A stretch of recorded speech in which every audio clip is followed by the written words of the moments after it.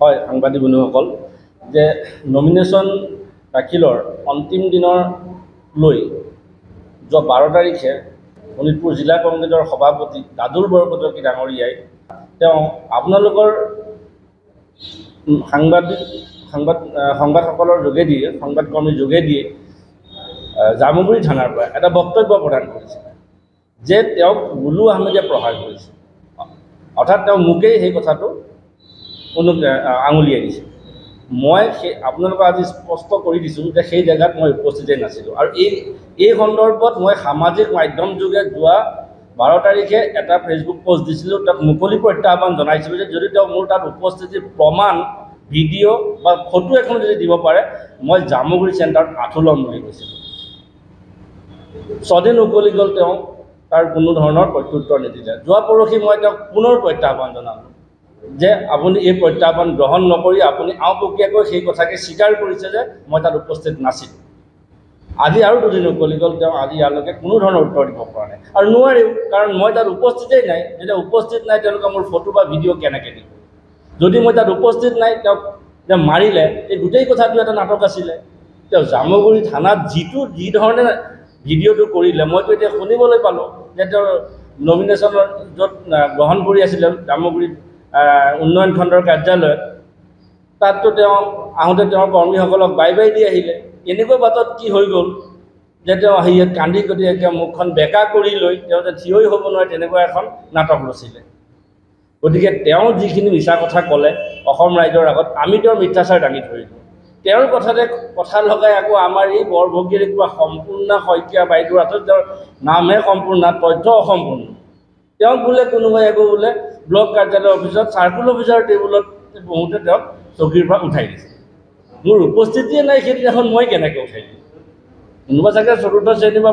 তেনেকুৱা কৰ্মচাৰী তাৰ পৰা উঠাই দিছে কাৰণ চাৰ্কুল অফিচাৰৰ আসন এখন পদে ন আসন তাততো আৰু যোনে যোনে বহিব নোৱাৰে তাত সেইদিনাখন তেওঁৰ কাৰণে ৰিজাৰ্ভ কৰি থৈছে আসনখন নমিনেশ্যন য'ত গ্ৰহণ কৰি আছে গতিকে তেওঁলোকৰ তথ্য অসম্পূৰ্ণ আৰু তেওঁলোকৰ এই ভুল তথ্যৰ ভিত্তিতে প্ৰদেশ কংগ্ৰেছৰ পৰা বক্তব্য ৰাখিছে যে নদুৱাৰ সমষ্টিত ভয় ভাবো কিছু তেওঁলোকৰ মূল তথ্যই ভুল গতিকে আমি অসমবাসী ৰাইজৰ আগত স্পষ্ট কৰি দিব বিচাৰিছোঁ যে ইমান এটা ভুল কথাৰে তেওঁলোকে অসমক বিভ্ৰান্তিৰ সৃষ্টি কৰিব বিচাৰিছে অসমবাসী ৰাইজৰ আগত আমি মুকলি প্ৰত্যাহ্বান জনাইছোঁ মই এতিয়াও কওঁ যে তেওঁ আজি পুনৰ আপোনালোকৰ থ্ৰুদি মুকলি প্ৰত্যাহ্বান জনাইছোঁ যে তেওঁ একো কৰিব নালাগে তেওঁ মাত্ৰ এখন ছবি দিয়ক ফটো এখন দিয়ক যে মই তাত উপস্থিত আছিলোঁ মই আঁঠু কাঢ়ি একদিন পুৰা 12 ঘণ্টা পুৱা 6 পৰা সন্ধিয়া 6 লৈকে আঁঠু কাঢ়ি থাকিম আৰু তেওঁ যদি নোৱাৰে তেওঁ কি কৰিব লাগিলে তেওঁ আঁঠু নাকাঢ়ক মইতো ক'ম যে তেওঁ আঁঠু কাঢ়ক প্ৰত্যাহ্বান জনাই যদি তেওঁ আঁঠু নাকাঢ়ে অন্তত দিয়ক অসমৰ ৰাইজে সঁচা কথাটো সঁচা ছবিখন দেখক কাৰণ ইমান এটা মিছা কথা জামুগুৰি ৰাইজেতো বুজিয়েই পাইছে নদুৱাৰ ৰাইজে চব দেখি আছে তেওঁলোকৰ এই মিথ্যাচাৰৰ কাৰণে আচলতে তেওঁলোকৰ পিছত মানুহ নাই আজি 190 জনৰ ভিতৰত মাত্ৰ 77 জন ৱাৰ্ড সদস্য কিয় বিচাৰি পাইছে সেই কথাখিনিতো আহি পৰিছে আৰু ইয়াৰ লগত যে এইখিনি সংলগ্ন আছে এইখিনি সকলোৱে বুজি পাইছে আমাৰ ৰাজগড়ৰ এপি সদস্যগৰাকীয়ে কেনেধৰণে কান্দি কান্দি ফোন কৰিছে তেওঁলোকৰ এটা পৰিয়ালটোক নিষেধ কৰি পেলাইছে এই কথাখিনিতো আমাৰ লগত কিছু তথ্য আছে তেওঁলোকেও ক'ব দৰকাৰ পৰিলে যে তেওঁ কেনেধৰণে খটুৱালে লাষ্টত কি ক'লে গতিকে এই কথাখিনি যে তেওঁলোকে সম্পূৰ্ণ ভুৱা তথ্যৰ ওপৰত যে কৈছে এই কথাখিনি আমি আপোনালোকক অৱগত কৰিবলৈ যোৱাকালি অসম প্ৰদেশ কংগ্ৰেছৰ সভাপতি মাননীয় সভাপতি ভূপেন বৰা ডাঙৰীয়াৰ এখন সাংবাদিক মেলৰ তেওঁ দিয়া কেইটামান বক্তব্য আমি প্ৰত্যক্ষ কৰিছোঁ প্ৰত্যক্ষ কৰি আমি আচৰিত হৈছোঁ যে তেওঁৰ বক্তব্যত এখন হতাশাৰ ছবি কংগ্ৰেছৰ নিৰাশাৰ এক প্ৰতিচ্ছবি ফুটি উঠিছে এইটো বেলেগ কথা বা তেওঁৰ মানসিকভাৱে যে ভাৰাক্ৰান্ত হৈ গৈছে কিবা মানসিক চাপত আছে আৰু কেতিয়াবা এনেকুৱা লাগে যে তেওঁৰ আধা গ'লেই নেকি এনেকুৱা লগা হৈছে লাগে তেওঁ এনেকুৱা কেইটামান নাস্তুদাভূত কথা কৈছে অবাস্তৱ কথা কৈছে যিকেইটা কথাৰ ওপৰত আমি আমাৰ যদি বক্তব্য স্পষ্ট নকৰোঁ এইটো আমি ভাবিছোঁ যে আমাৰ বক্তব্য আমি স্পষ্ট কৰাটো উচিত তেওঁ আচৰিত কথা তেওঁ কৈছে যে নদুৱাৰ সমষ্টিত হেনো পঞ্চায়ত নিৰ্বাচনত বন্দুক ফুটিছে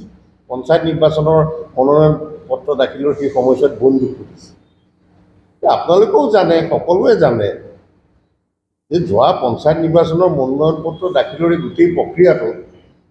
বন্দুক ফুটাটো বাদেই দিয়ক, ক'তো আমাৰ হাল বাওঁতে বলদ গৰু পিতা হালোৱা আচাৰিডালো ক'তো ব্যৱহাৰ হোৱা নাই, এনেকুৱা পৰিৱেশো হোৱা নাই, ক'তো হোৱাই নাই,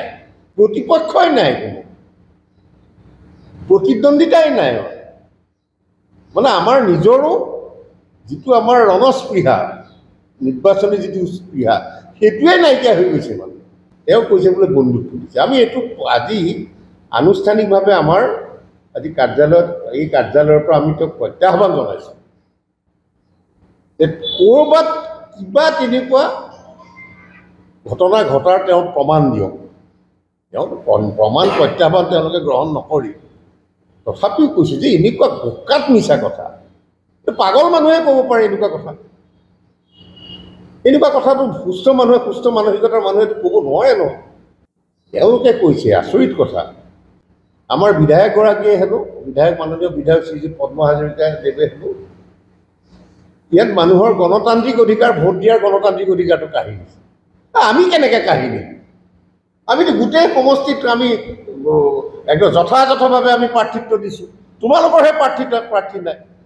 গাঁৱে ভূঞে প্ৰাৰ্থিত্ব বিচাৰি হাহাকাৰ, আগ খাতিৰ কৰিছে, তাক খাতিৰ কৰিছে, তাক পইচা দিম বুলি কৈছে। আকৌ তাৰপিছত যদি কয় গণতান্ত্ৰিক অধিকাৰ ভাৰতীয় জনতা পাৰ্টীয়ে হৰণ কৰিছে, আমাৰ বিধায়কগৰাকীয়ে হৰণ কৰিছে, এইটো কেনেকুৱা কথা কৈছে?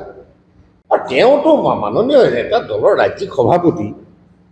তেওঁ কাৰোবাক আজি কাৰোবাৰ পুলিচক গালি পাৰিছে, কাইলৈ সাংবাদিকক গালি পাৰিছে, পৰহিলে অসমৰ জনসাধাৰণক গালি পাৰিছে। একদম বিৰাট মানসিক চাপ। তেওঁৰ দলৰ ভিতৰত কিবা চাপতে পৰিছেনে, কিহৰ তেওঁতো এতিয়া চুকি যোৱাৰে ভয় হৈছে নে কি হৈছে? তেওঁ ইমান একদম মানসিক চাপত পৰি পেলাই যাক তাক গালি পাৰি যি টি কথা কৈছে, একদম খঙত গোটেই উচ্চ স্বৰে কৈছে। এইটোতো আৰু এটা অত্যন্ত দেখাটো বেয়া হৈছে, শুনাটো বেয়া হৈছে, আমাৰ অসমখনৰে বদনাম হৈছে, আমাৰ দেখিয়ে ভাল নলগা হৈছে কথাটো। গতিকে তেওঁলোকক কৈছোঁ যে এনেকুৱা আবোল তাবোল বকি পেলাই ভুলকৈ মানুহক বুজাবৰ কাৰণে চেষ্টা নকৰিব। আমাৰ ইয়াৰ জনসাধাৰণটো দেখিছে, বুজিছে, কিন্তু এই অসমৰ সমগ্ৰ জনসাধাৰণক এটা ভুল বাৰ্তা নিয়াৰ কাৰণে আপোনালোকে তেনেকৈ চেষ্টা কৰিতো আপোনালোকৰ একো লাভ নহ'ব। কাৰণ মানুহেতো সকলো দেখিছে, বুজিছে, শুনিছে। এনেকৈতো হ'লে আপোনাক এতিয়াতো পাগল বুলি ক'ব লাগিব আপোনাক। যি টি কথাটো তেনেকৈ কৈ দিব নাপায়। কোনোবা এগৰাকী মহিলা নেত্ৰী, মই কি নামটো পাহৰিলোঁ, নাজানো, ইয়াত সামাজিক মাধ্যমত আবোল তাবোল কথা কৈ আছে,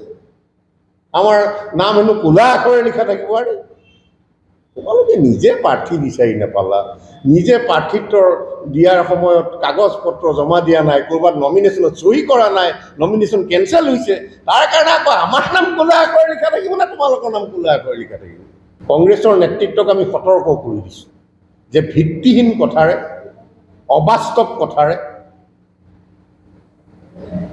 কাকো বিপথে পৰিচালিত কৰিবৰ কাৰণে আপোনালোকে চেষ্টা নকৰিব, এটা মিছা বাৰ্তা দিয়াৰ কাৰণে চেষ্টা নকৰিব। আপোনালোকৰ অভিনয় বহুত হৈছে, এই অভিনয়ৰ কাৰণে,